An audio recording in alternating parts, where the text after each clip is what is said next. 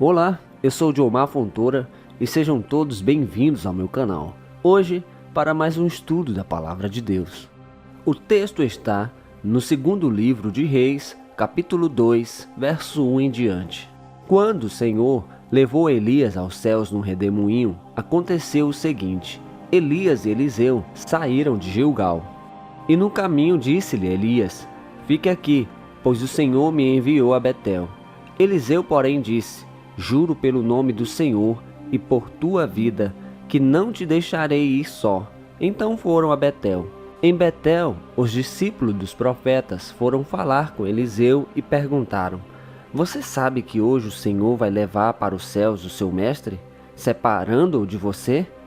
Respondeu Elias: Sim, eu sei, mas não falem nisso. Então Elias lhe disse: Fique aqui, Eliseu, pois o Senhor me enviou a Jericó. Ele respondeu: Juro pelo nome do Senhor e por tua vida, que não te deixarei ir só. Desceram então a Jericó. Em Jericó, os discípulos dos profetas foram falar com Eliseu e lhe perguntaram: Você sabe que hoje o Senhor vai levar para os céus o seu mestre, separando-o de você?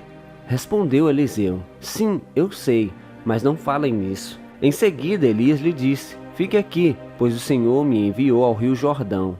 Ele respondeu: Juro pelo nome do Senhor e por tua vida, que não te deixarei ir só. Então partiram juntos. 50 discípulos dos profetas os acompanharam e ficaram olhando à distância, quando Elias e Eliseu pararam à margem do Jordão. Então Elias tirou o manto, enrolou-o e com ele bateu nas águas. As águas se dividiram e os dois atravessaram em seco. Depois de atravessar, Elias disse a Eliseu: O que posso fazer por você antes que eu seja levado para longe de você? Respondeu Eliseu: Faze de mim o principal herdeiro de teu espírito profético. Disse Elias: Você fez um pedido difícil, mas se você me vir quando eu for separado de você, terá o que pediu. Do contrário, não será atendido. De repente, enquanto caminhavam e conversavam, apareceu um carro de fogo, puxado por cavalos de fogo, que o separou, e Elias foi levado aos céus num redemoinho. Esta é a passagem do arrebatamento de Elias. Perceba quantos detalhes curiosos a Bíblia apresenta ao narrar este fato. Nada na Bíblia está aí por acaso, pois Deus tem propósito em cada detalhe. Como Jesus afirmou que da lei não seriam tirados nenhuma letra ou acento, pois o Todo-Poderoso guarda mistérios que somente serão revelados ao tempo certo. Por isso, não podemos compreender os mistérios de Deus em nosso próprio entendimento, pois o nosso entendimento sempre nos firmará nas razões humanas, que são limitadas e finitas. No entanto, Deus não é pautado pelas razões humanas, e para compreender os seus mistérios, temos que ser ensinados por Ele próprio. Pois é assim que a palavra afirma em João capítulo 14, verso 26, que diz: Mas aquele Consolador, o Espírito Santo, que o Pai enviará em meu nome, esse vos ensinará todas as coisas e vos fará lembrar de tudo quanto vos tenho dito. Um dos eventos mais misteriosos que a Bíblia apresenta diz respeito ao arrebatamento da igreja.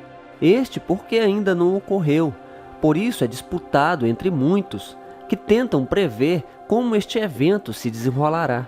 De fato, Deus não faz coisa alguma sem antes revelar aos seus profetas. A questão do arrebatamento, Deus já revelou aos seus profetas e está na Bíblia, mas não é possível entendê-lo sem que antes o Espírito Santo de Deus o revele. Por isso a palavra nos diz para sermos cheios do Espírito Santo de Deus, pois o Espírito é fonte de vida e de sabedoria.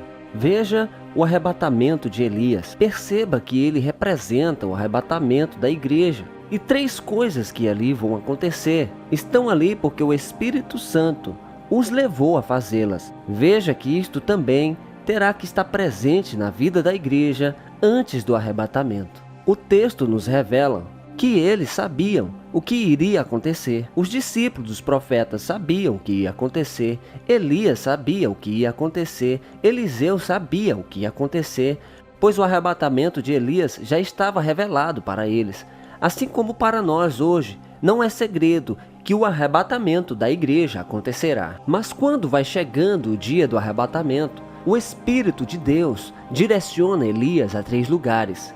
Lugares que não são escolhidos aleatoriamente, mas cada um tem um propósito específico, pois diz respeito ao que tem que estar no interior daquele que será arrebatado. Então vamos ao primeiro. Disse-lhe Elias: fique aqui, pois o Senhor me enviou a Betel. O primeiro lugar que o Espírito leva Elias é a cidade de Betel. Agora veja a revelação. Betel é uma palavra de origem hebraica que significa casa de Deus. Veja que foi importante para o Senhor que antes do arrebatamento Elias estivesse no lugar chamado casa de Deus. O lugar da nossa morada, ainda que temporariamente, se chama terra. É este mundo. E aqui, nesta terra, nós, os seres humanos, construímos lugares específicos, cada um para servir segundo aos seus propósitos. Por exemplo, construímos prédios e chamamos de escola, e dizemos: este lugar é lugar de estudar. Ou construímos um outro prédio e neste chamamos de hospital, e dizemos: este é lugar de tratar os doentes. E assim por diante. Quando pensamos em ir ao posto de gasolina ou ao mercado, pensamos sempre em um lugar específico, o lugar onde construímos para que fosse servido aquele propósito.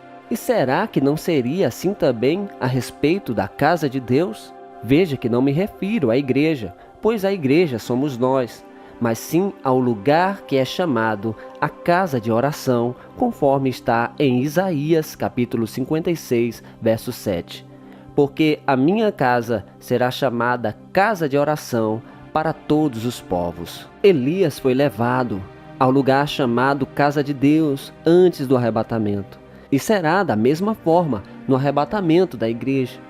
Não se distancie, querido e querida, da casa de Deus, da casa de oração, do lugar que você ouviu falar de Jesus, do lugar onde os irmãos se reúnem e adoram e glorificam junto ao nome do Senhor.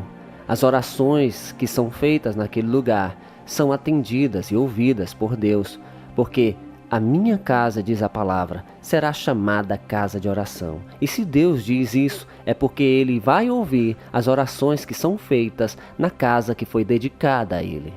Vamos então para o segundo lugar. Elias lhe disse: fica aqui, Eliseu, pois o Senhor me enviou a Jericó. O segundo lugar que o Espírito direciona Elias a ir se chama Jericó. Agora veja a revelação. Jericó, a cidade do retorno dos israelitas da escravidão do Egito. Esta palavra Jericó, este nome Jericó, significa perfumado. Veja que antes do arrebatamento de Elias, Deus o leva para o lugar que se chama perfumado. Através de Jesus, nos tornamos filhos de Deus, filhos que Deus ama com o amor de pai. Veja o que a palavra diz no momento em que Isaac abençoa o seu filho Jacó. Então seu pai Isaac lhe disse: venha cá, meu filho, dê-me um beijo. Ele se aproximou e o beijou. Quando sentiu o cheiro de suas roupas, Isaac o abençoou, dizendo: ah, o cheiro de meu filho é como o cheiro de um campo que o Senhor abençoou. Cristo mudou as nossas vidas, nos tornou aceitáveis diante de Deus. Nós somos agradáveis agora ao Senhor. E como também diz em 2 Coríntios, capítulo 2, verso 15, porque nós somos para com Deus o bom perfume de Cristo, tanto entre os que estão sendo salvos, como entre os que estão se perdendo. Veja que o Senhor levou Elias ao lugar chamado perfumado.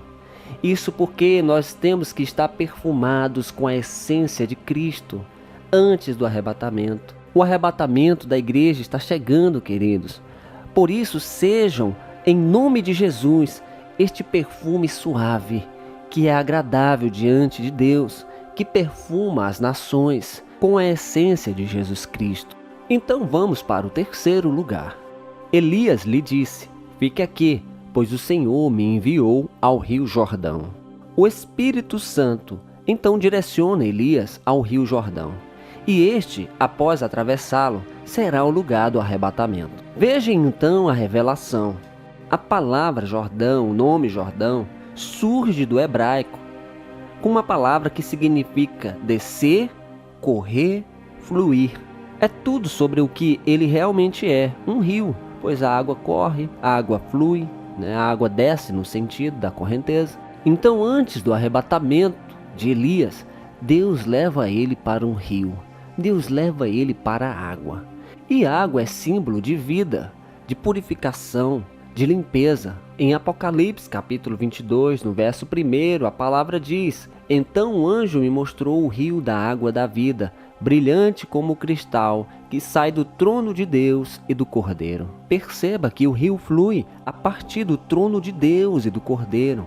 Este rio é o próprio Senhor, é o próprio Senhor Jesus que tem que fluir dentro das nossas vidas, como um rio de vida que jorra para a vida eterna.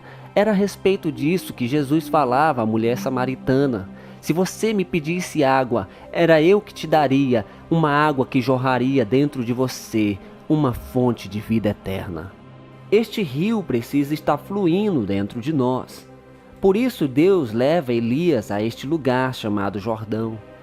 A palavra também diz que aquele que crê e for batizado será salvo.